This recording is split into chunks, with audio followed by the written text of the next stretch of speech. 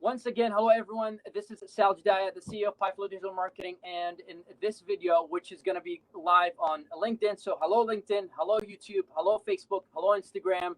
I hope that you are enjoying your evening today, Saturday evening. It's 3 minutes after midnight on Saturday, November the 17th, or Sunday right now. So we're going more in depth into this, and the next 2 weeks we're going to be talking about sales and marketing, and kind of our philosophy, the PiFlow digital marketing philosophy on these topics. So, number one, we're going to be talking about the relationship between sales and marketing, and the top 3 differences between sales and marketing. So to talk about the relationship, I'm going to be telling you a story because why not? We've always, through the beginning and the dawn of time, humans love listening to stories, listening to the captivating essence of, paying attention to know what's coming next. And that's what I'm going to be doing in this presentation. So right now, we're going to be talking about the idea of when does the sale start. If you ask a professional salesperson, you ask them where does and when does the sale start, they will tell you that the sale starts in the mind. In fact, they'll tell you that the sale starts with the idea of planting the seed, right? And that's what they will tell you. Planting the seed is a very important thing, and that planting the seed is where the sale would start. If you were to plant the seed, let's say in your prospect's mind, sometime, let's say now, and what that would allow you to do is that sometime later in the future, you can go ahead and have a conversation about this idea, the seed, this idea that you kind of slid and put into your prospect's mind. You have kind of a reference frame to go back to, because you've already talked to them about something, and then now you're like, hey, remember the thing that I told you about? Right now we're actually going to talk about it. And it's impossible to have the conversation with your clients before having planted the seed, unless you've knocked doors. And this slide is inspired by all of my friends and buddies that I used to knock doors with. They know this fact because people that knock doors are able to go and interact with people and build rapport and go in and just be able to have the conversation without having had to plant the seed sometime in the past. But you can still plant the seed if you're going to go and knock doors. If you're a realtor and you want to farm a certain area, you can definitely send some flyers and then go after, and that's what's considered planting the seed, because at least you'll have some point of reference that you can refer to and start the conversation. So that's that. Moving on. So sales starts with the concept of planting the seed sometime now, so you can have the conversation with your potential prospect in the future. Okay. And then comes the sales process, right? You got your Uncle G, Grant Cardone University, the sales university. What Grant Cardone would tell you is that in order for you to start the sale, you got to have your attitude right, and then you go with a process. There is a specific process to go ahead and start selling. But before you do the sales, right, you have to have had planted the seed. And we're going to be talking about this process specifically sometime in the future. I'm going to be making another video about this specific sales process. So if you're interested to hear more about that, drop something in the comments. Let me know, and I will make that happen for you. Moving on to the sales process. So, you have your sales process and you're moving along with the sales process. You're the sales professional, the salesperson, and you're moving ahead and forward to, from step to step, your demonstration, your trial close, then you have your negotiation, and then you have your close. The idea is you're moving to the next step, to the future. And as a salesperson, what you're trying to do, you're trying to show your prospect, that your product is the solution to their problem. So at the heart of all this, sales professionals are in fact problem solvers, right? So sales professionals, what they do is they're nudging their, the prospect to the next step to realize that the product they're selling, which they believe so much in, is, the solution to the problem of the prospect, and bringing them home to the close so they can get the solution and try the solution that you're offering to them. So your product or service in the sales process that you're offering to your prospects, potential prospects, is the solution, right? Is your product and service is itself the solution to the problem that you're trying to solve. And the professional, the sales professional, their job is not to be pushy and push the person into buying, hard close them, and then that's it. And then they have this buyer's remorse. What you're trying to do is you're trying to make them believe, you're trying to make them have that leap of faith that your product is in fact what they're looking for, is the solution to their problem. And that's what the salesperson role is they're getting you to believe, to have that leap of faith, again, that your that the product they're selling is the solution to their problem, so that they can have that jump and sign away and have the close and have the transaction done. So that's what sales is. It's at the heart of it, really. It's solving a problem that your potential prospect has. So what is marketing then, right?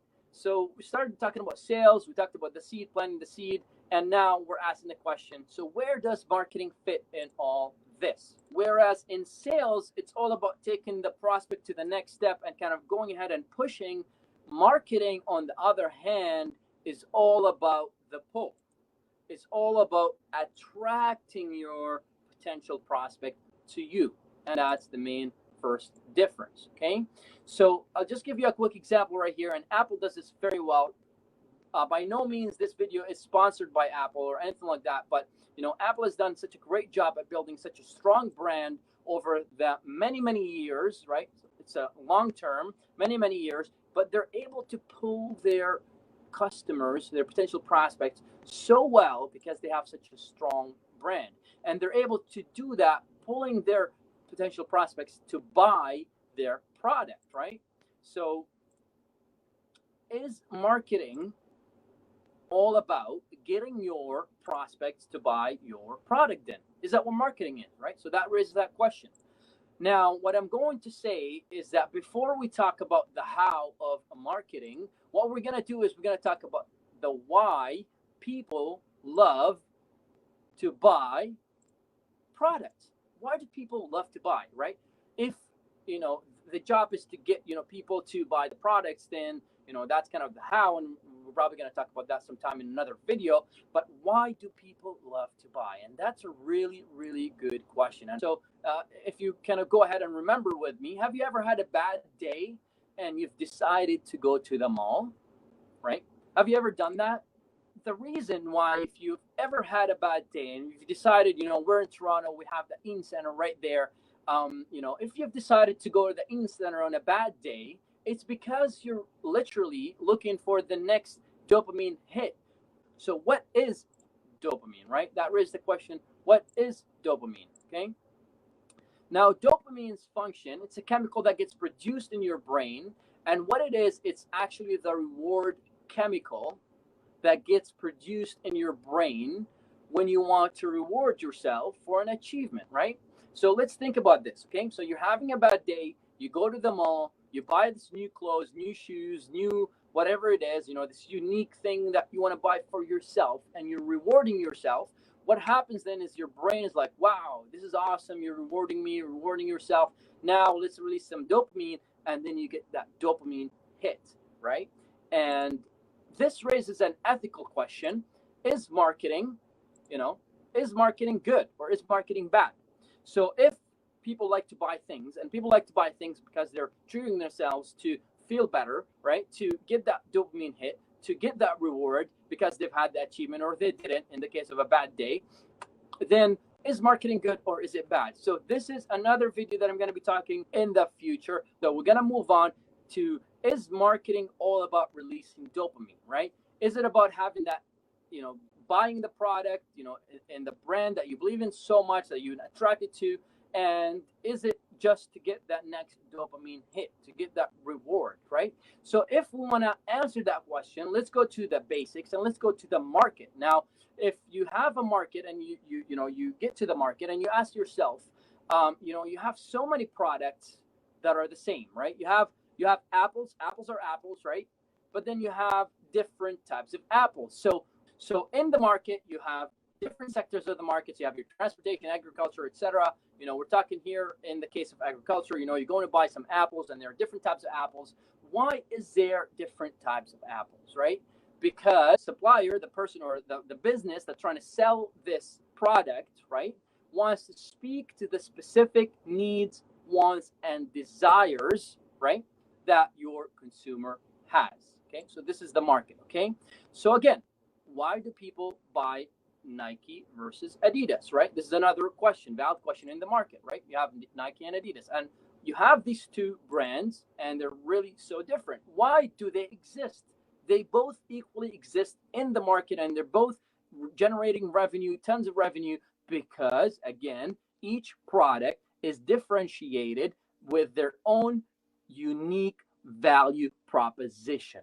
Okay, unique value proposition that speaks specifically to your client's needs, wants, and desires.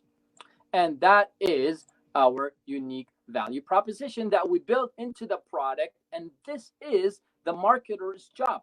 A slick marketer, what they will do is they will position the product and they will make it so unique and valuable. And they have this value proposition that speaks specifically to your customer's unique needs, desires, and wants. How does this process happen, right? You have your, the method of conveying this message, this marketing message about your product. Then, you have your brands, you have your ads that speak to your current future prospects' needs, wants, and desires so that they can buy your idea. Because that's, in the end of the day, what they're buying. They're buying the feeling that they're getting when they're putting your clothes on, or the laptop, the feeling that they're getting when they're by your laptop, or, this, we have Ty Lopez here, his famous ad, I'm in my garage, blah, blah, blah. He's conveying an idea of how to get rich through, his own ideology, right? But it's all about the idea. So now I'm going to bring it back home to you guys. If we have this Apple brand, or the ad, or your needs, desires, and wants that you reflect in the unique selling proposition in a specific idea, then this idea itself is the seed that you plant in your potential prospect's mind, right? What is marketing, right? Now, to answer this question, what I'm going to tell you is that marketing is this hand that takes the seed, which is the idea, right? So the idea that's communicated through the brand, for your ad, or your way of presenting information to your potential prospects. Then the hand that takes this seed and plants it into the mind of your consumer or potential prospect is the action and the process of marketing, or happens at the intersection of planting the seed. That's the middle point, is planting the seed. Then you have your marketing on the left-hand side, which is the process of taking that seed, that idea, putting it into your prospect's mind so that your prospects can have the conversation with you to start the sales process, to go ahead and finish the sales process and go to the close, right? So again, the planting the seed, we took it from the beginning, we started with planting the seed, and right now we're bringing it back to planting the seed. So the marketer's job, again, is to take the seed and plant it into your future prospect's mind so that the sale can start, okay? So that's the relationship between sales and marketing, right? So you can't have, I want to emphasize this, you can't have sales without marketing. Marketing comes first. Sales is a process or an activity that happens within marketing, and at the intersection, starts at the intersection of planting the seed. Now, number two, we're going to go over the top three differences between sales and marketing. Now, the first one, of course, is the pull versus the push, okay? So we talked about the marketer will try to pull the prospects towards the product, whereas in sales, you're trying to get to the next step. So you're always trying to push forward to a better future, to the better future that your future client, that your current prospect is, or could imagine a better possibility, a better idea of the future with your product being the solution to their problem, right? The second point is that marketing takes a long time. It's a long term game, right? You start with planting the seed and you gotta wait, to build brand. And once you have the brand, then you can start the marketing. And once you have this, you started the marketing, you're planting these seeds into your customer's mind so that you can start the sales process after. So sales process is more of a short-term process. Your sales cycle could be 3 months, 6 months, 9 months, 10 months, 12 months, 2 years, whatever it is. It's the marketing that is long-term and the sales that happens right in between, right? And I'm just voice recording over the video here because I really didn't explain this very well in the video. But what I meant to say is that the information flow starts from branding to marketing, then to sales, and it's in one direction. So basically, what's happening is you're going down from brand to sales.